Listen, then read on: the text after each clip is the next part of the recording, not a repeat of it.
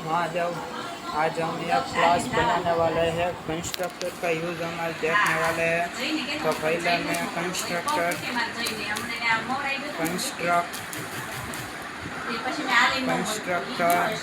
बना लेते हैं। तो कंस्ट्रक्टर बनाने के लिए मैं पहले एक क्लास ले लेता हूँ, जिसका नाम मैं लिख देता हूँ डेमो। क्लास का नाम हमारा डेमो है ये। और एक और क्लास भी मैं बना लेता हूँ, क्लास कंस्ट्रक्टर। एक क्लास में कंस्ट्रक्ट बना लेता हूँ, कंस्ट्रक्टर। तो इस तरीके से मैंने यहाँ पे एक कंस्ट्रक्ट नाम का क्लास भी बना लिया है। डेमो नाम का क्लास है, उसके अंदर मैं दो वेरिएबल ले लेता हूँ, इंट एक्स इंट वाई। इसको मैं कोई भी एक्सेस स्पेसिफायर नहीं दे रहा हूँ, इसलिए बाय डिफ़ॉल्ट क्या होगा, डिफ़ॉल्ट एक्सेस स्पेसिफायर होगा। डिफ़ॉल्ट एक्सेस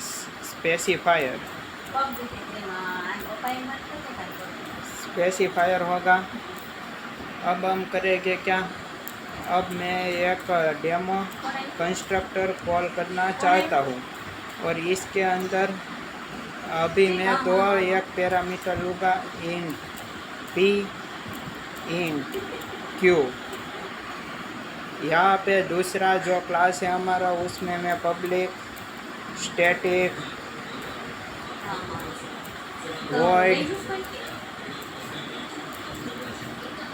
वॉइड मेन में यहाँ पे ले लेता हूँ जैसे। और उसके अंदर स्ट्रिंग,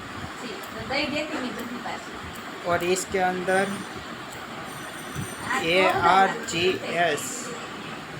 ARGS इसके अंदर मैंने डाल दिया है और इसको मैं ओपन कर लेता हूँ। अब मैं ये हमारा डेमो का क्लास है, उसको मैं कॉल करना चाहता हूँ। ये हमारा कौन सा कंस्ट्रक्टर है, पैरामीटराइज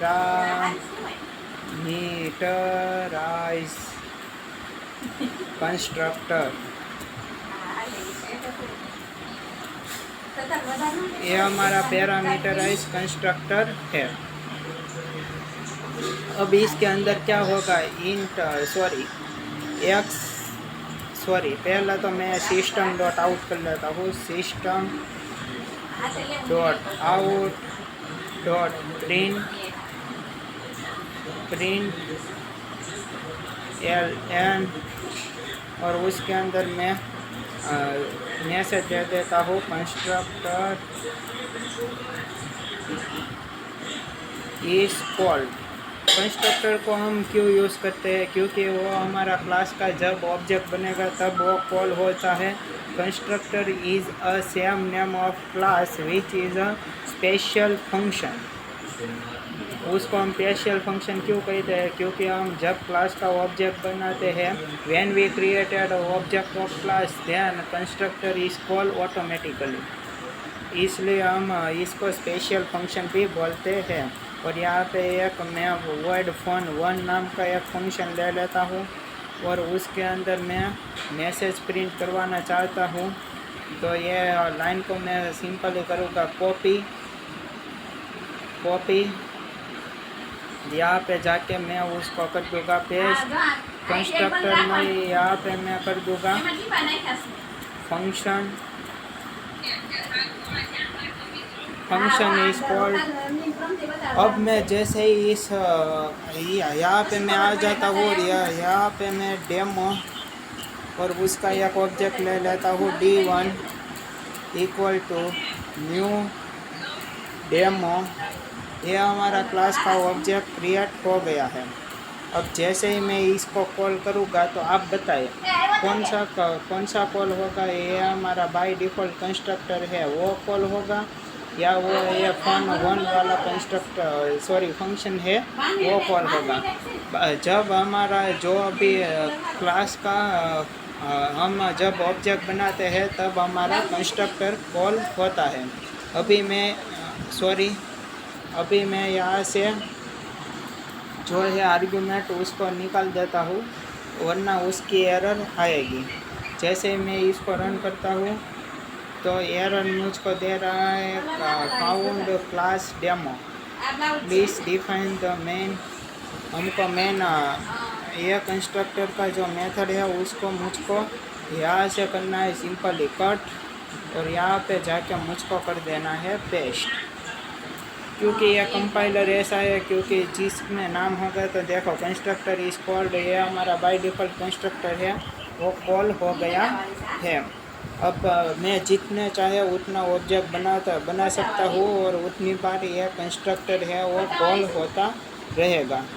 तो यहाँ पे जाके मैंने किया कॉपी, और नीचे जाके मैं D2 का एक रेफरेंस ले लेता हूँ, D2 न्यू डेमो, और डेमो पेस्ट, और यहाँ पे मैं D3 लगा लेता हूँ। जैसे ही मैं इसको रन करूँगा तो constructor is called, constructor is called, constructor is called. अब मैं किसी भी फंक्शन को भी कॉल करवा सकता हूँ। तो यहाँ पे मैं D1 डॉट fun1 को मैं जैसे ही कॉल करूँगा तो यह भी कॉल हो जाएगा सही तरीके से। तो देखो यहाँ पे fun1 इस कॉल भी आ गया है। इस तरीके से हम ऑब्जेक्ट के साथ खेल सकते हैं। कंस्ट्रक्टर है वो हमारा बाय डिफ़ॉल्ट कॉल होता रहेगा। अब हम देखते हैं parameterize constructor. Parameterize constructor, do nothing constructor और नो आर्ग्यूमेंट कंस्ट्रक्टर, ये दोनों सेम कंस्ट्रक्टर होते हैं। अब ये पैरामीटराइज कंस्ट्रक्टर, पैरामीटराइज कंस्ट्रक्टर। तो जैसे ही मैं पैरामीटराइज यहाँ पे मैं वैल्यू सेंड कर देता हूँ 10 और 80। 10 और 80 कौन रिसीव करेगा, एक हम पैरामीटराइज कंस्ट्रक्टर बना लेते हैं। इसको मैं करता हूँ सिंपली कॉपी, यहाँ पे जाके मैं पेस्ट कर देता हूँ। इंट, यहाँ पे मैं दो वेरिएबल ले लेता हूँ, इंट p, इंट q। और इस लाइन को हमको ज़रूरत नहीं है पैरामीटराइज कंस्ट्रक्टर के अंदर, तो इसको मैं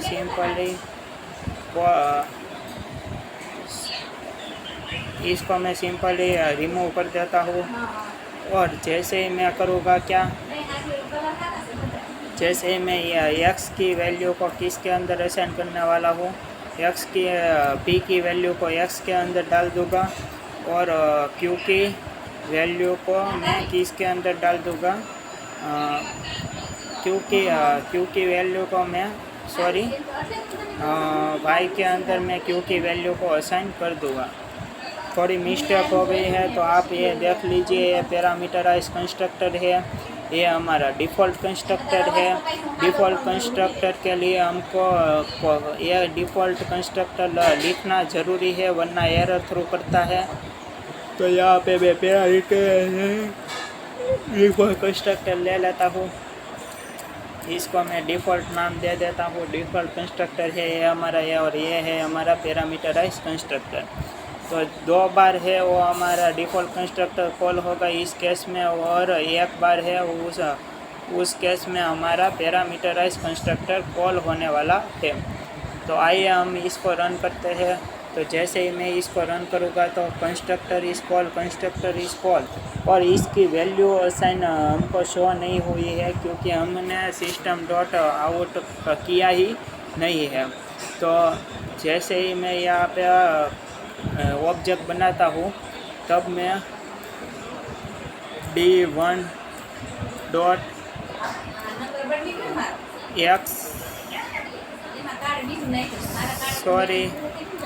system dot out dot print ln, और यहाँ पे मैं D1 कर लेता हूँ, D1 डॉट x कर लेता हूँ, जिसके कारण मुझको हमारी वैल्यू है वो पता चल जाए। यहाँ से मैं करूँगा कॉपी, यहाँ पे जाके मैं करूँगा पेस्ट, और इसके अंदर मैं y की वैल्यू को असाइन करने वाला हूँ।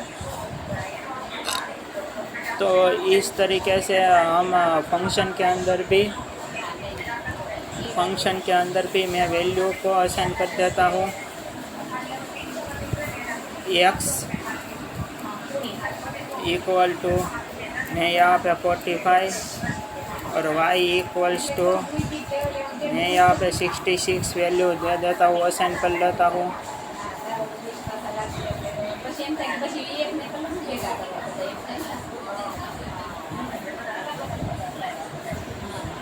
तो अब जैसे ही मैं इसको रन करूँगा तो मुझको इसकी वैल्यू भी शो होगी। बाय डिफ़ॉल्ट ये 0 मुझको बता रहा है क्योंकि इसने कोई वैल्यू ही असाइन नहीं की है। ऐसा क्यों हुआ है वो भी हम देख लेते हैं। 10 और 18 वैल्यू इसके अंदर असाइन होनी चाहिए और इसने ये क्यों नहीं किया। तो कोई बात नहीं, हम यहाँ से वैल्यू को उठा लेते हैं, यहाँ पे कर देते हैं कट, क्योंकि हमारा ये डिफ़ॉल्ट कंस्ट्रक्टर कॉल हो गया है। इसलिए मैं यहाँ पे इसको प्रिंट कर देता हूँ, क्योंकि ये पहले हमको वैल्यू है वो हमको सही तरीके से दिखा दें। तो यहाँ पे भी अभी भी 0 ही वैल्यू बता रहा है, क्योंकि ये वैल्यू अभी तक असाइन नहीं हो रही है। सॉरी, हमको D2 की वैल्यू को प्रिंट करना है, इसलिए मैं यहाँ पे लिखूँगा D2 और यहाँ पे मैं D2 इसको मैं रन कर देता हूँ। तो देखो यहाँ पे 10 और 18 मुझको वैल्यू है वो सही तरीके से असाइन हो गई है, वो मुझको दिख रही है, यहाँ पे मुझको पता चल गया है। अब हम आगे बढ़ते हैं।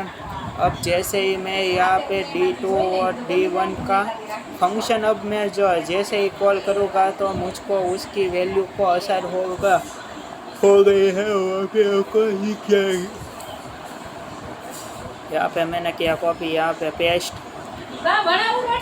और इस D2 वाले फंक्शन को हम कॉल करते हैं। D1 के फंक्शन को मैंने कॉल किया तो यहाँ पे 0 ही वैल्यू आएगी। सॉरी, 10 और 18 अब वैल्यू असाइन हो गई है, इसलिए मुझको ये बता रहा है कंस्ट्रक्टर वाली। अब D2 के फंक्शन को मैं जैसे ही कॉल करता हूँ तो ये मुझको D2 वाला फंक्शन की वैल्यू को दिखा देगा, 45 और 66। आई होप कि आपकी अंडरस्टैंडिंग धीमे धीमे करके बढ़ रही है। ऐसे ही हम D3 के अंदर 1 पैरामीटराइज वाला भी कंस्ट्रक्टर कॉल करवा सकते हैं। तो मैं यहाँ पे सिंपली वैल्यू भेज देता हूँ 777 और यहाँ पे मैं एक और कंस्ट्रक्टर बना लेता हूँ।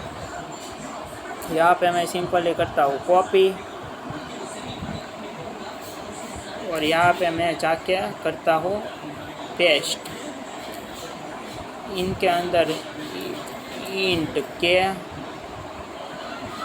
और इस लाइन को मैं कर देता हूँ रिमूव के, सॉरी x इक्वल्स टू के,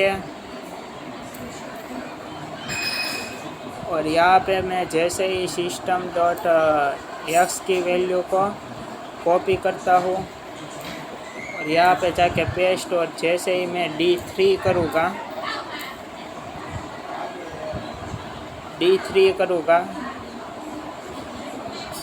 तो ये मुझको क्या करेगा 777 वैल्यू रिटर्न करके देने वाला है। तो देखो इसने मुझको 777 वैल्यू भी दे दी है। आई होप इसको हम कंस्ट्रक्टर ओवरलोडिंग बोलते हैं। फंक्शन कैसे हम ओवरलोड करते हैं, इस तरीके से हम सेम कंस्ट्रक्टर नेम पर डिफरेंट आर्ग्यूमेंट उसको हम कंस्ट्रक्टर ओवरलोडिंग बोलते हैं। आई होप कि आपको ये कोड समझ में आ गया होगा। तो आज की वीडियो यही तक, महादेव।